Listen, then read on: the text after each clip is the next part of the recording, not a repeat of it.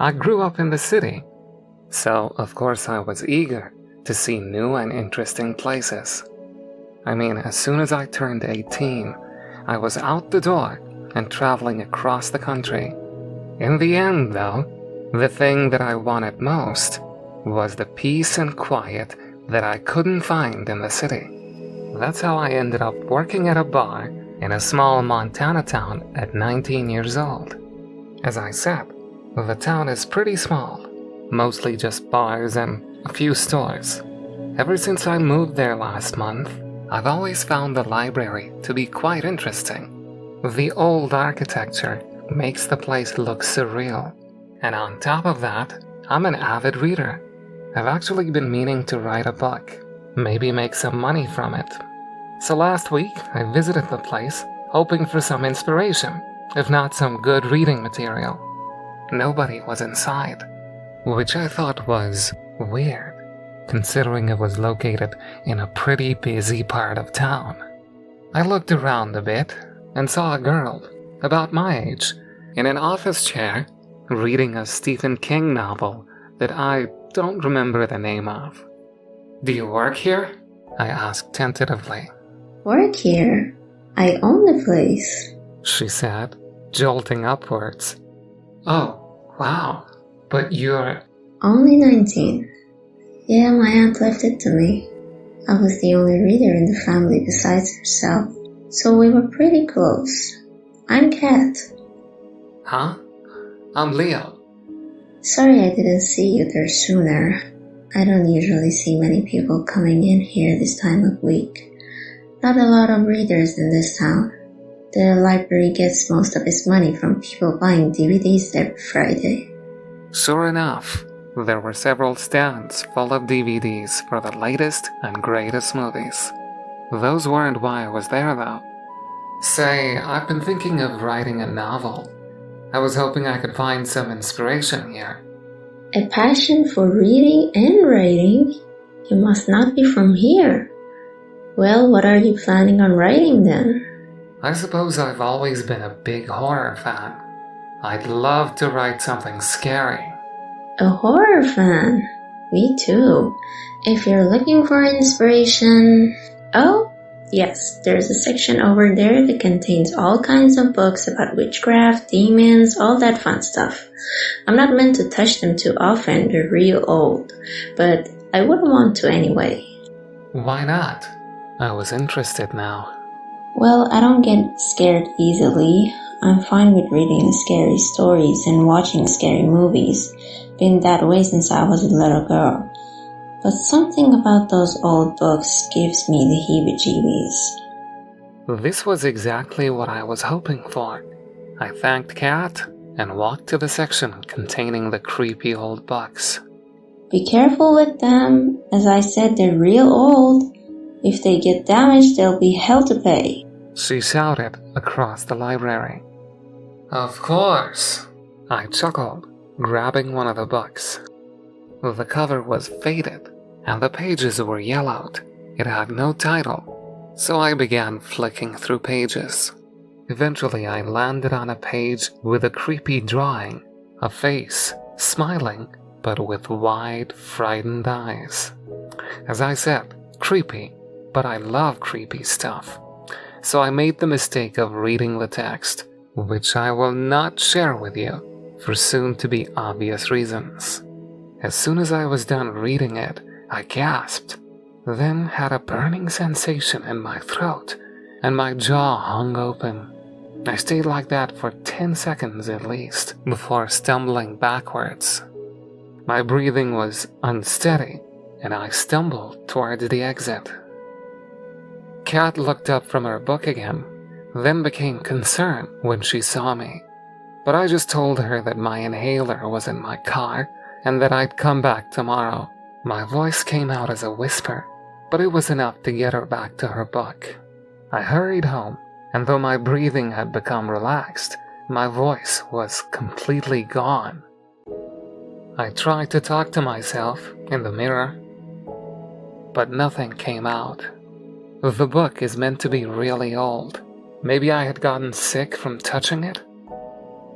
I made the decision to sleep it off. My alarm woke me up for work, and I went into the bathroom to brush my teeth, but I found that I couldn't open my mouth. Hell, I couldn't even move my tongue. As panic began to settle in, I spoke. I was saying things. It was my voice, but it wasn't me saying those things. Something was controlling my mouth to speak. You invited me in. Yesterday evening, you read from the book. Be aware, I am in control of not just your speech, but your respiration. If you try to communicate about this to anyone, or if you don't do as I desire, I will stop breathing for you. Or perhaps I'll bite clean through your tongue. I showed up to work, on time. Thankfully, I must have been a sight. Pale as a ghost, but still talking as confident as ever. More confident than normal, even. Whatever was using my voice was remembering the names of every bargoer and keeping them entertained as I gave them their drinks. I left, got in my car, then my voice told me to go to the library. It was a Friday, so there were a few people looking for DVDs, but I walked over to Kat. Leo, how are you? You look kinda sick when you left yesterday. Oh, I'm better. For seeing you. I think there was just some dust in the old book. Got me sick for a day. I responded casually. Say, mind if I take that book home? Have a little look at it? I think it has some great material for a horror novel. Oh, I don't know, Leo. I meant to keep that old thing mostly untouched.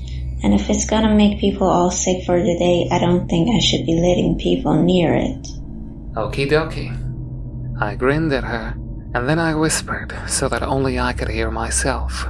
Go grab some horror DVDs. I obliged, taking 2 in each hand and walking back to Kat. Say, you're a horror fan, ain't you? I smiled. Sure, I don't scare easy though.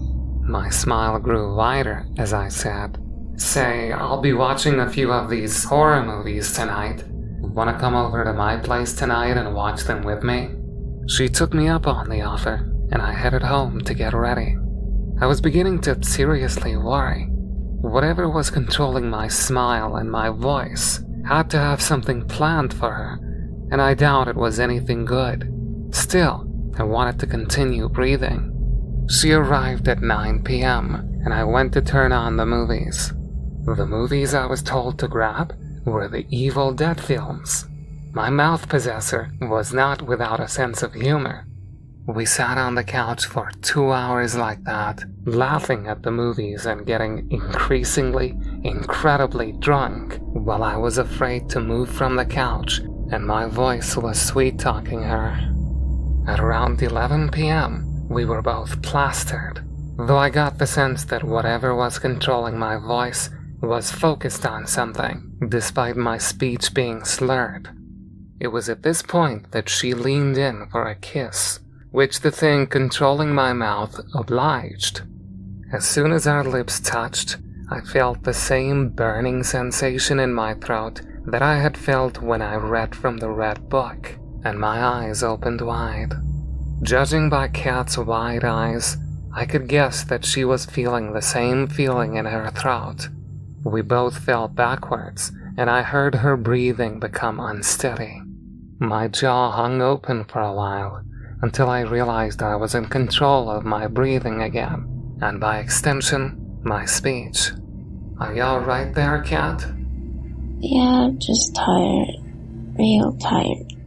She fell asleep on the couch, and I passed out drunk on the floor. When I woke up, I heard her voice coming from the bathroom. Be aware. I am in control of not just your speech, but your respiration. If you try to communicate about this to anyone, or if you don't do as I desire, I will stop breathing for you. Or perhaps I'll bite clean through your tongue. I had transferred it to her. I ran to the bathroom and puked into the toilet, partially out of panic, mostly because I was hungover. Thanks, Leo. We should do this again sometime. I looked up to see Kat grinning, but with fear in her eyes. Grab your keys and go home, She said, this time to herself. After that, I tried to figure out why it wanted her instead of me, and I realized last night she owns the library and has access to all those old books, like the one that I read from. Kat is in danger, and more people might be if she uses the book.